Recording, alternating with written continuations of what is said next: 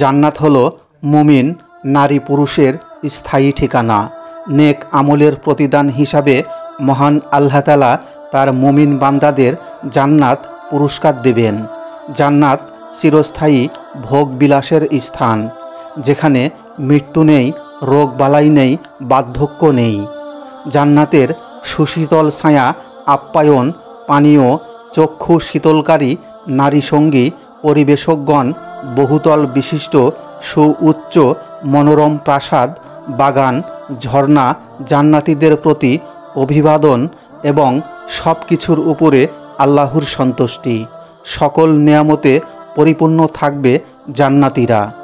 জান্নাতের বর্ণনা দিতে গিয়ে রাসূলুল্লাহ সাল্লাল্লাহু আলাইহি ওয়াসাল্লাম বলেন, মহান আল্লাহ তাআলা বলেছেন, আমি আমার নেককার বান্দাদের জন্য এমন জিনিস তৈরি করে রেখেছি যা কোনো চক্ষু দেখেনি, কোনো কান শোনেনি এবং যার সম্পর্কে কোনো মানুষের মনে ধারণাও জন্মেনি।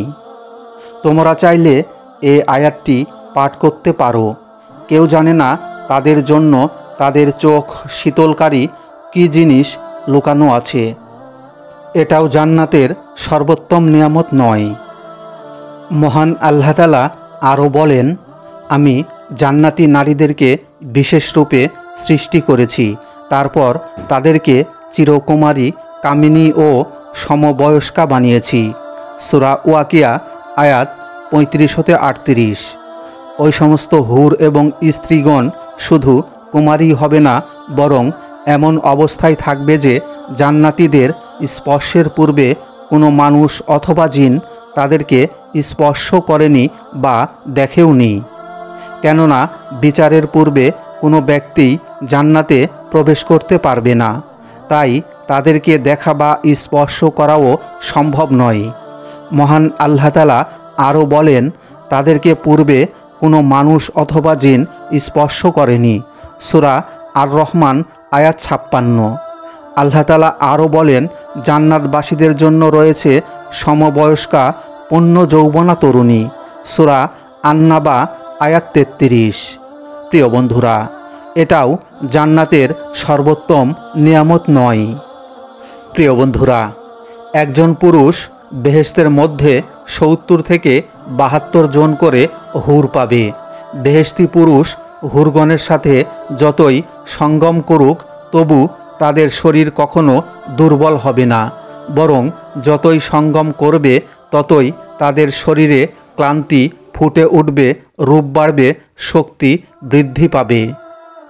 এটাও জান্নাতের সর্বোত্তম নিয়ামত নয়? মহান ও পরাক্রমশালী মহান আল্লাহ তাআলা জান্নাতবাসীদের বলবেন, হে জান্নাতবাসীগণ। তারা বলবে, হে আমাদের প্রতিপালক, আমরা উপস্থিত। সমস্ত মঙ্গল ও কল্যাণ আপনার হাতে, কি আদেশ বলুন। আল্লাহ তাআলা তাদেরকে জিজ্ঞাসা করবেন, তোমরা কি তোমাদের আমলের প্রতিদান পেয়ে সন্তুষ্ট হয়েছ? তারা জান্নাতবাসীগণ জবাব দিবে, হে আমাদের রব, আপনি আমাদেরকে এমন সব নেয়ামত দিয়েছেন যা অন্য কাউকে দেননি, আমরা সন্তুষ্ট হব না কেন?